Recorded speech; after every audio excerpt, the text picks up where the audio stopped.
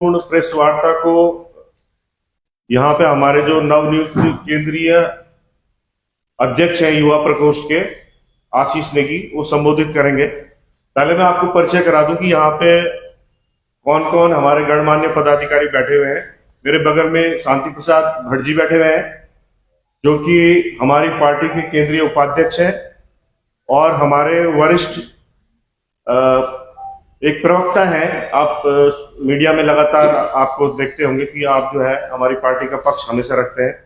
उनके बगल में रिटायर्ड मेजर संतोष भंडारी जी बैठी हुई हैं जो हमारी महिला प्रकोष्ठ की केंद्रीय अध्यक्ष हैं। उसके बगल में आशीष नेगी जो जैसा मैंने आपको बताया कि हमारे युवा प्रकोष्ठ के अभी अभी केंद्रीय अध्यक्ष बने हैं। उसके बगल में देवचंद उत्तराखंडी जी हैं जो हमारी पार्टी के महामंत्री हैं और टीकम सिंह राठौड़ जी हैं जो कि हमारे एक वरिष्ठ नेता हैं और उनके बगल में प्रकाश भट्ट जी बैठे हैं जो रुद्रप्रयाग से आते हैं, वो भी हमारे वरिष्ठ नेता हैं। साथ ही यहाँ पे दीपक रावत जी हैं और जो इस तरफ बैठे हुए हैं गड़िया जी हैं, अंशुल भट्ट हैं और तमाम हमारे साथी अगर पीछे कोई बैठे हुए यहाँ से ना दिखाई दे रहे हो तो सभी का मैं धन्यवाद करता हूं। और साथियों, ये जो प्रेस वार्ता है वो इस संदर्भ में है कि जो प्रदेश में मूल निवास और भू कानून की लड़ाई लड़ी जा रही थी, धामी गवर्नमेंट ने यहां पर यूसीसी कानून लागू करके उस लड़ाई को एक तरह से बैकडोर से समाप्त कर दिया है, क्योंकि यहां पे एक साल में ही अब स्थायी निवासी बनने शुरू हो गए हैं। जब यहां पे एक साल में स्थायी निवासी बनने शुरू हो गए हैं इसका मतलब ये भी है कि जो भू कानून की बात धामी गवर्नमेंट कर रही है वो भी बेमानी है, क्योंकि भू कानून है किसके लिए? अगर एक साल बाद कोई व्यक्ति यहाँ का स्थायी निवासी बन जाएगा क्योंकि मूल निवास व्यवस्था समाप्त कर दी गई है, तो इसका मतलब ये भी होगा कि भू कानून का कोई औचित्य नहीं है। एक साल के बाद वो हम जो यहाँ के स्थायी निवासी है तो हम मूल निवासी, लेकिन हमें जबरन स्थायी निवासी बना दिया गया है। हमारे और उस बाहरी व्यक्ति के अधिकार राइट्स जमीन को खरीदने के समान हो जाएंगे। तो एक तरह से जो है मूल निवास और भू कानून की लड़ाई इस प्रदेश में बैकडोर से समाप्त कर दी गई है और यहाँ द्वार खोल दिए गए हैं बाहरी प्रदेश के लोगों के लिए कि वो हमारे संसाधनों की लूट करें, हमारी जमीनों पर कब्जा करें, जितनी मर्जी जमीनें खरीदें और हमारे रोजगार पर भी यहाँ पे अतिक्रमण करें। इसके लिए हमने बहुत विचार के बाद एक योजना बनाई है और उस योजना को आपके सम्मुख हमारे दल के जो युवा प्रकोष्ठ के केंद्रीय अध्यक्ष हैं आशीष नेगी रखेंगे। आशीष नेगी। नमस्कार, जय पहाड़ जय पहाड़ी। प्रेस के सभी बंधुओं को पहला प्रणाम, सेवा सिमन्या। जैसा कि आप लोग भी जानते हैं, इस प्रदेश को बने हुए लगभग 25 वर्ष हो गए हैं और 25 वर्षों में प्रदेश की स्थिति क्या है और भू कानून का जो मुद्दा है वो 1979 से उत्तराखंड क्रांति दल अपने झंडे के तले इसके लिए आवाज उठाता रहा है, संघर्षरत रहा है। अब आज की मौजूदा जो स्थिति है, भू कानून केवल एक भ्रमित करने वाला मुद्दा रह गया है, चाहे वो उत्तराखंड की सरकार भ्रमित कर रही हो या ऐसी समिति जो पैसा बना रही है केवल भू कानून के नाम पर। ये दोनों ही इस समय इस प्रदेश में जनता को भ्रमित करने का काम कर रहे हैं, जबकि मैं आपको बोल रहा हूं कि भू कानून जैसा मुद्दा अब इस प्रदेश में इस पे चर्चा भी नहीं होनी चाहिए, क्योंकि भू कानून एक तरह से समाप्त हो चुका है। ये हम स्पष्ट कह रहे हैं और केवल जनता को बरगलाया जा रहा है, चाहे वो सरकार बरगला रही हो, चाहे वो गैर राजनीतिक संगठन। इसलिए हम इस मुद्दे पे पहुंचे हैं कि यूसीसी में तो पहले 24वें पन्ने पे ये लिखा गया है कि जो एक वर्ष में यहां बिताएगा वो स्थायी निवासी यहां का बन के रह जाएगा, तो वो हमारे समकक्ष जब हो जाएगा तो कौन सा कानून फिर, और किसके लिए कानून? भू कानून। इसलिए यूसीसी यदि लागू नहीं होता है तो वो ट्राइबल्स पे लागू नहीं होता है। इसलिए हमने ये निर्णय लिया है युवा प्रकोष्ठ ने कि अब 5th शेड्यूल की लड़ाई उत्तराखंड क्रांति दल के बैनर के तले लड़ी जाएगी, जो कि एक बड़ी लड़ाई है जिससे हमारी भाषा, बोली, पहचान और जिसमें भू कानून बाय डिफॉल्ट मिलता है, जिसपे हमें जल, जंगल, जमीन का अधिकार मिल जाता है और लगभग भू कानून लगभग जो 5th शेड्यूल है वो वही 9 बिंदु हैं जिनके ऊपर उत्तराखंड क्रांति दल ने कभी समर्थन जो है दूसरी सरकारों को दिया था, पर वो 9 बिंदु कभी भी हाईलाइट नहीं हुए और हमारे ऊपर केवल उंगलियां उठाई गई।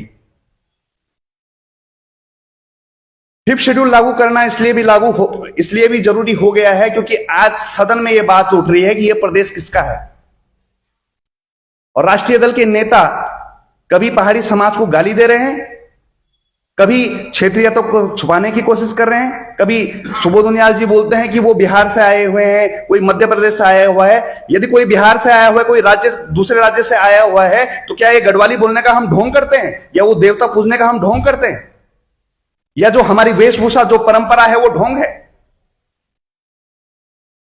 आप समझिए, इस प्रदेश में क्षेत्रीयता को, जहां भी क्षेत्रीयता उभरने की कोशिश कर रही है, उसे दबाने का उसकी कोशिश की जा रही है। और राष्ट्रीय दल जो है किताबों से भी हमारा क्षेत्रीय इतिहास हटा चुके हैं, और धीरे धीरे ये इस तरह का एक्सेप्टेंस आप इस समाज को दे रहे हैं कि आप भी मान लीजिए कि आपका जो कल का आया हुआ व्यक्ति है वो भी आपके समकक्ष है और वो भी उत्तराखंडी है।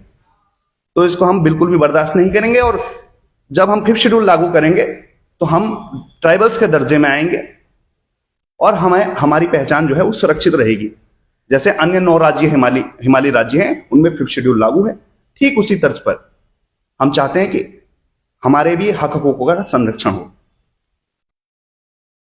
दूसरा, हम ये भी चाहते हैं कि बेरोजगारों को भी भ्रमित न किया जाए इस प्रदेश में, या बेरोजगारों के ऊपर भी राजनीति न की जाए। इसलिए उत्तराखंड क्रांति दल युवा प्रकोष्ठ यह निर्णय लेता है कि हम स्वरोजगार की तरफ बेरोजगार युवाओं को जोड़ने का काम करेंगे।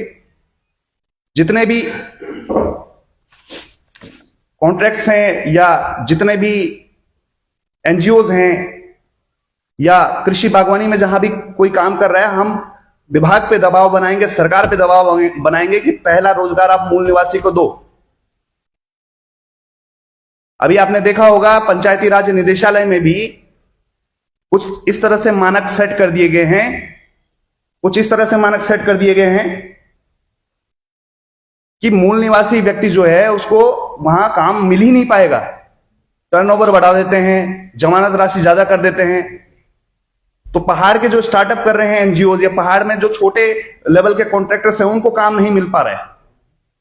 तो इस स्वरोजगार संगठन के जरिए भी हम भ्रमित बेरोजगारों को रोजगार से जोड़ने का काम करेंगे, और यह लड़ाई भी उत्तराखंड क्रांति दल के झंडे के तले लड़ी जाएगी। मेरे साथ जितने पत्रकार महोदय हैं, ये मेरी पहली प्रेस वार्ता है, और यदि आपके कोई प्रश्न हैं, मैं चाहता हूं कि यह संदेश पूरे प्रदेश में जाना चाहिए। आपके कोई प्रश्न है तो आप वो पूछ सकते हैं। इसके अलावा अन्य लोगों से भी कोई प्रश्न होंगे तो यहाँ पे हमारी केंद्रीय महिला अभी जो 5th शेड्यूल की बात की, इससे पहले भी कुछ लोग 5th शेड्यूल के बारे में प्रेस वार्ता करते हैं। अब जब मूल निवास भू कानून पर सरकार की ने जो स्टैंड लिया है, उससे लगता है उत्तराखंड को कोई लाभ नहीं होने वाला। तो अब क्या 5th शेड्यूल की लड़ाई उत्तराखंड क्रांति दल के बैनर तले लड़ी जाएगी, या आप सबको संगठित करेंगे? देखिए, ये आपका बहुत अच्छा प्रश्न है। पहले तो आपको यह समझना होगा कि लड़ाई जो है हमेशा राजनीतिक झंडे के तले लड़ी जाती है, और गैर राजनीतिक झंडे के तले या संगठन के तले केवल भ्रमित करने का कार्य किया जाता है। ये आपको स्पष्ट समझना होगा। भू कानून की लड़ाई जिस तरह से मैं देख रहा था, उतनी भीड़ यदि एक झंडे के पीछे होती, उत्तराखंड क्रांति दल के झंडे के पीछे होती, तो सरकार पे दबाव बनता और आपको सशक्त भू कानून मिलता। पर आपको बदले में मिला जुमला। यदि यही लड़ाई 5th शेड्यूल की आप जो है किसी गैर राजनीतिक संगठन के पीछे लड़ेंगे, तो हाल जो भू कानून का हुआ वही इस 5th शेड्यूल का होगा। जो अन्य लोग हैं वो भी हमारे साथ हैं, जो पहले से इसमें जुड़े हुए हैं। इस मुहिम को जो जितने भी गैर राजनीतिक संगठन उठा रहे हैं, वो भी उत्तराखंड क्रांति दल के साथ कंधे से कंधे मिलाकर खड़े हैं। क्या आपको जानकारी है कि 5th शेड्यूल की लड़ाई उतना आसान नहीं है?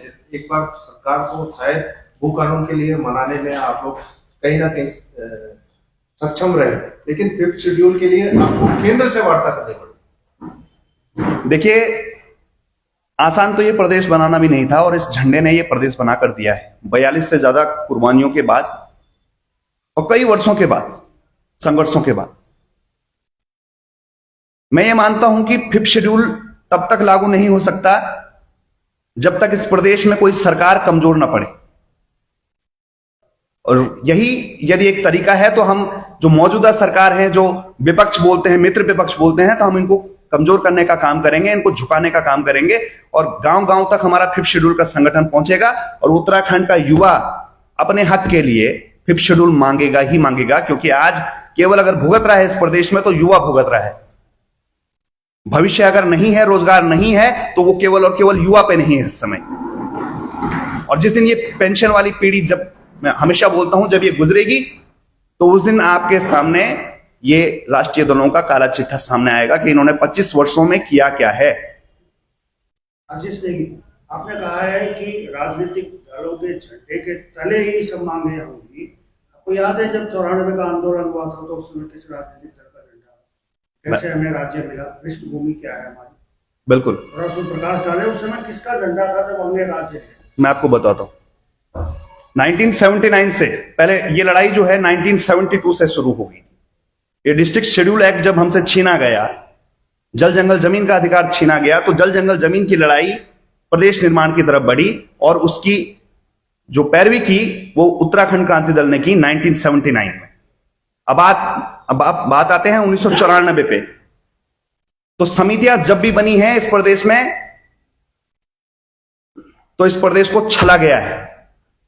और ये जो आज खोखला प्रदेश बना है, आप मेरी पूरी बात सुनिए। नहीं, उस समय मैं संयुक्त की बात कर रहा हूं, मैं भी उसी के ऊपर बात कर रहा हूं, मैं भी उसी के ऊपर बात कर रहा हूं कि उस समय भी पहले जो शुरुआत करने वाला उत्तराखंड क्रांति दल था, बाद में भारतीय जनता पार्टी और कांग्रेस के लोग और अन्य जितने संगठन है वो साथ में आए और उन्होंने बोला कि हम एक संयुक्त मोर्चा बनाते हैं।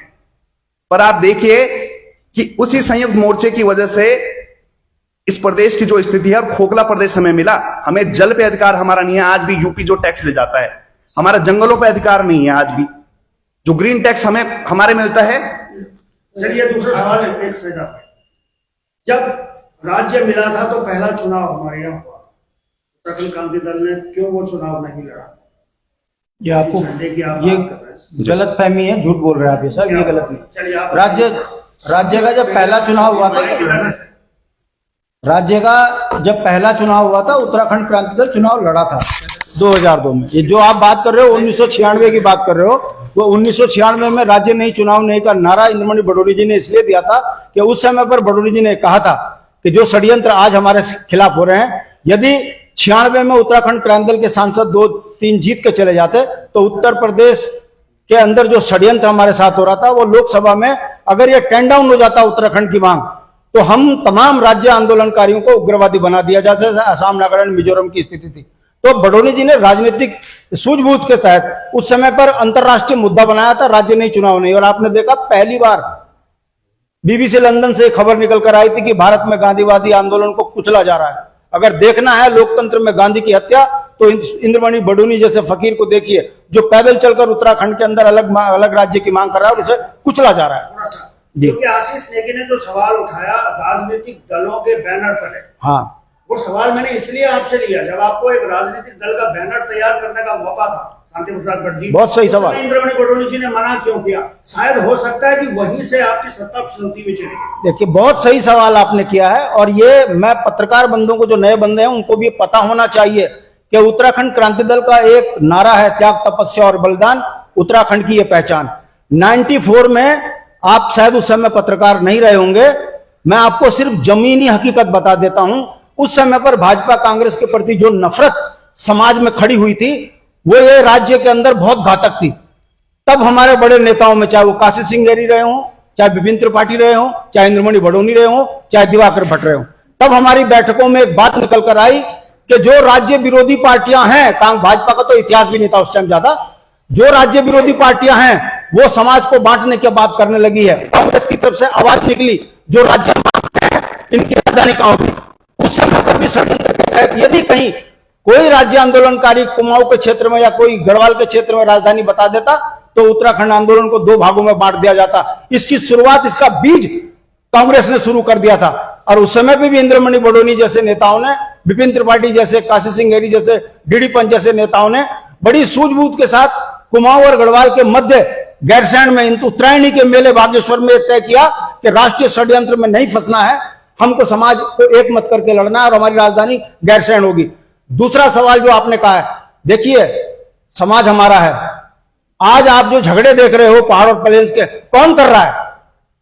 ऋषिकेश के अंदर उत्तराखंड क्रांति दल ने पहाड़ और प्लेन्स को बैलेंस करते हुए महेंद्र को अपना प्रत्याशी बनाकर हमने समाज को एक मत करने की बात करी। हमने कहा नफरतों से सत्ताएं मिल तो जाती हैं, मानव विकास नहीं होता।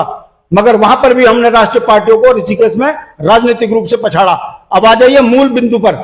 जब 94 में भाजपा कांग्रेस के खिलाफ जन आंदोलन खड़े होने शुरू हो गए, उनको षड्यंत्रकारी गांव से भगाने लगे षड्यंत्रकारियों को, तब इंद्रमणि बडोनी ने कहा कि राज्य सबका है, राज्य की मांग है। और कांग्रेस और भाजपा के बड़े नेताओं ने इंद्रमणि बडोनी से आग्रह किया कि राजनीति अपनी जगह पर है, हम झंडे के आगे मजबूर हैं। यदि आप अपना झंडा छोड़कर सबको साथ लेके चलते हो तो हम उत्तराखंड आंदोलन के साथ खड़े हैं। तो मैं आपको जानकारी दे दूं, झंडा हमने पीछे किया, राजनीति राज्य बनने के बाद कर लेंगे ये कहकर हमने समाज को एक मत किया।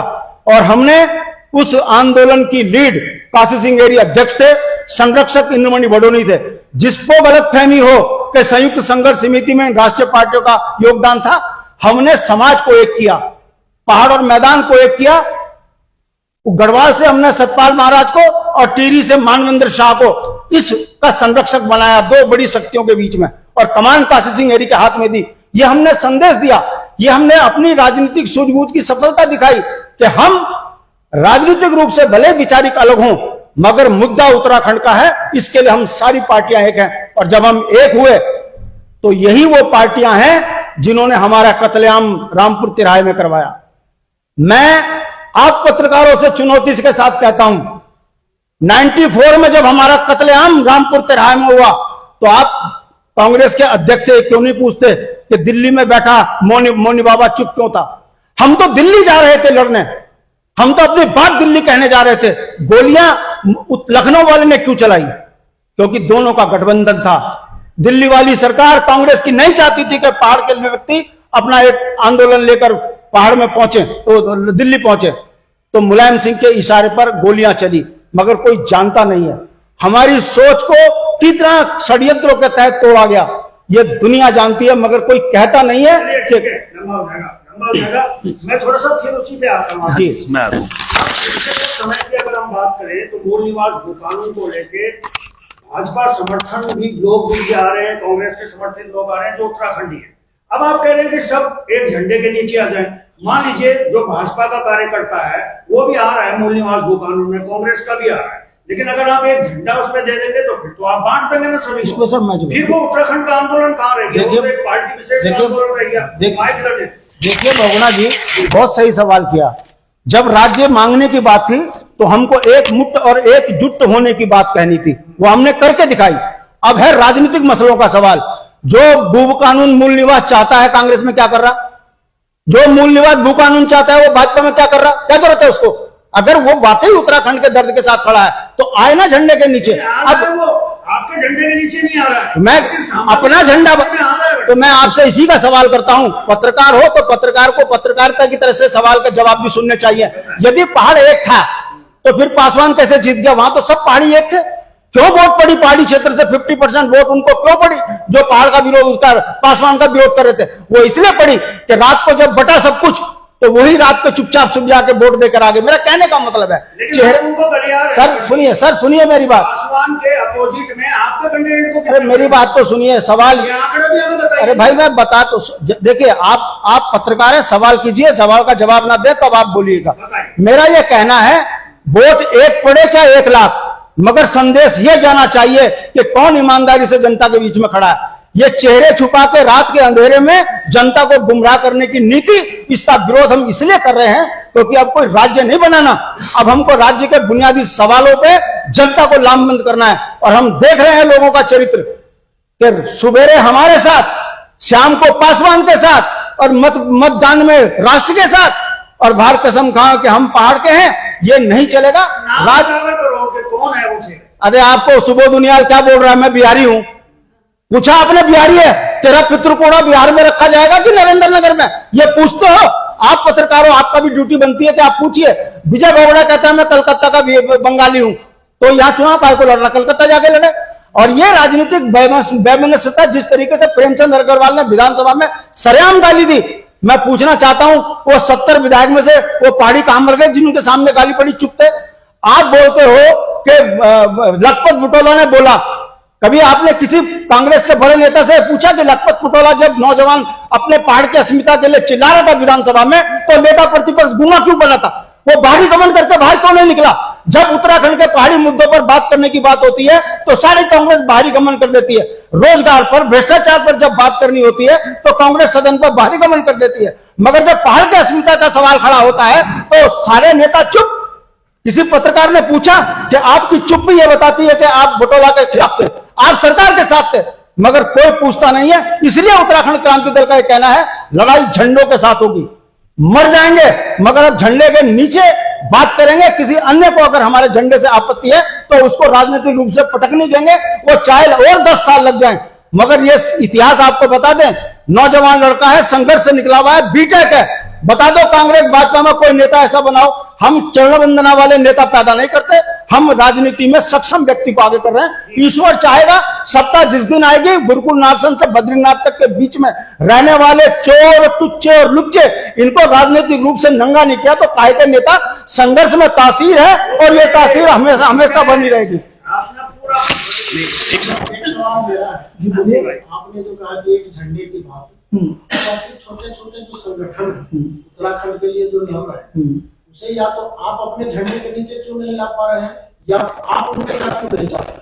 मना करा हमने किसी को? हम तो कहते हैं आओ। देखिए इस राज्य के अंदर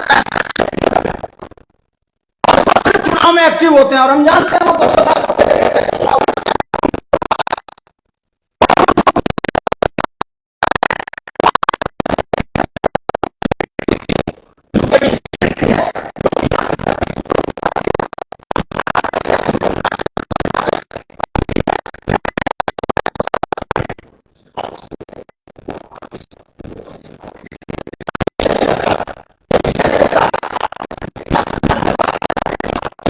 आपने राजनीतिक झंडे की बात जी, तो जब राजनीतिक झंडे की बात होती तो राजनीति सफल तभी होती है जब आप विजयी होते हैं। तो मतलब आपका कहने का मतलब है 1885 से अगर देश की आजादी की लड़ाई लगी हो और 1857 में मंगल पांडे ने देश की आजादी का बिगुल बजाया हो, तो हम आप ये कहना चाहते हो कि 90 साल तक असफल थे हम? नहीं, अरे हम आप लड़ रहे हैं। सुनिए सर, मेरी बात सुनिए। मैं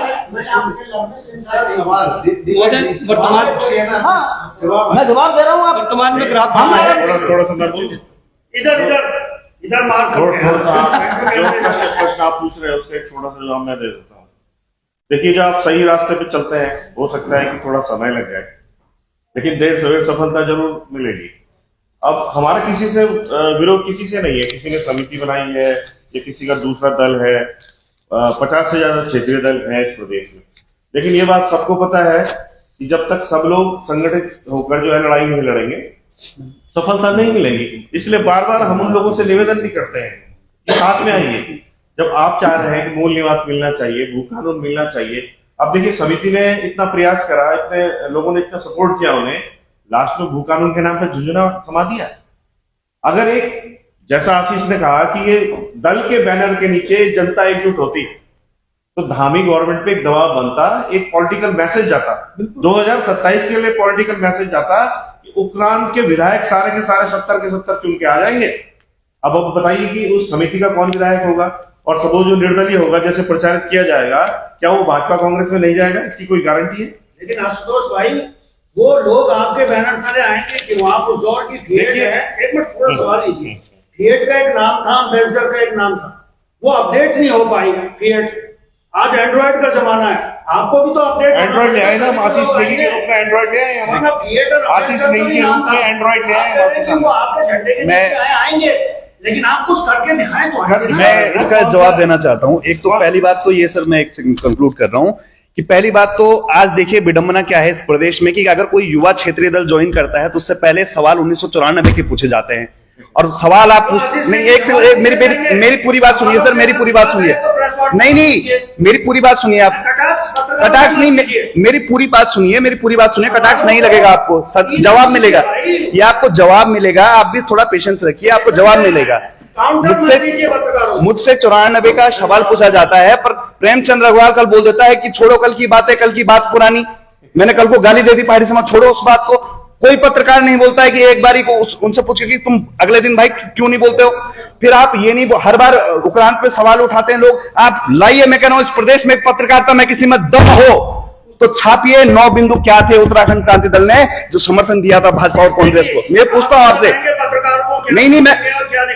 नहीं, सवाल के ऊपर ये प्रतिरोध आएगा। ये केवल एक दल नहीं है, ये केवल एक दल नहीं है। आप बात कर रहे हैं ये मीडिया के ही हैं जिन्होंने दिखाया है। नहीं, बिल्कुल दिखाया है, और आज इस प्रदेश में जो भी है इस झंडे की वजह से है, चाहे वो मीडिया है, चाहे वो अफसरशाही है, चाहे वो बने हुए नेता है। चैलेंज मत कीजिए आशीष नेगी, आप ये आपका भविष्य है, आपको शुभकामनाएं। चैलेंज मत दीजिए, चैलेंज हमें मत दीजिए, जनता को चैलेंज, पत्रकारों को आपको चैलेंज नहीं कर रहे, चैलेंज नहीं, आप सवाल पूछिए, हम जवाब देने के लिए बैठे हैं। एक नौजवान की तासीर देखिए आप इसको गलत मत लीजिए। आप ये देखिए कि इसका दर्द इस राज्य के अंदर, ये तीसरी पीढ़ी है। एक पीढ़ी राज्य आंदोलन में बर्बाद हो गई, दूसरी पीढ़ी इन राजनीतिक लोगों ने बर्बाद कर दी, और तीसरी पीढ़ी का लड़का है जो अपने उत्तराखंड के भविष्य के लिए लड़ रहा है। अच्छा, एक महत्वपूर्ण बात, 2 तारीख को जो है एक आक्रोश रैली भी निकाली हुई है हम लोगों ने, और इसके बारे में थोड़ी सी बात जो है मैडम भंडारी रखेंगी और आशीष नेगी भी कंक्लूड करेंगे, क्योंकि हमने एक पहाड़ी स्वाभिमान सेना भी बनाई थी उक्रांद में आने से पहले। तो हमारा ये भी निवेदन है कि जो पहाड़ी स्वाभिमान सेना है वो हमने, मेरी बात जैसा पूरी हो जाए थोड़ा सा, मैं कह रहा हूँ कि 2 तारीख को जो एक आक्रोश रैली निकाली गई है उक्रांद में, हमने आह्वान किया है और सभी लोगों का आह्वान किया है, लेकिन इस बीच कुछ लोगों के द्वारा प्रचारित किया जा रहा है कि कुछ लोग, कुछ संगठन, जिसमें पहाड़ी स्वाभिमान सेना का भी नाम लिया जा रहा है, और मैं आप लोगों को स्पष्ट रूप से बता देता हूं कि उक्रांद में आने से पहले पहाड़ी स्वाभिमान सेना का जनक मैं हूं स्वयं। उसके सारे जो कॉपीराइट है मेरे पास है, अगर किसी और के पास हो तो वो पेपर्स दिखा दे पहले, ठीक है। और उसको अवैध रूप से कुछ लोग संचालित कर रहे हैं, सोशल मीडिया में बरगला रहे हैं, और हमने जो 2 तारीख को कार्यक्रम रखा हुआ है, उन्होंने जानबूझ के फूट डालने के लिए 1 तारीख को पहाड़ी स्वाभिमान सेना और कुछ लोगों के नाम से, कुछ समितियों के नाम से किया है कि 1 तारीख को भी हम आक्रोश रैली निकालेंगे। ऐसे संगठनों से जो है आप लोगों को सावधान होने की जरूरत है, और इस प्रेस वार्ता के माध्यम से पहाड़ी स्वाभिमान सेना से जुड़े हुए जितने लोग हैं, क्योंकि उसकी जो आइडियोलॉजी है वो उक्रांद की आइडियोलॉजी है, पहाड़ी स्वाभिमान सेना का जो पॉलिटिकल फेस है वो उक्रांद है।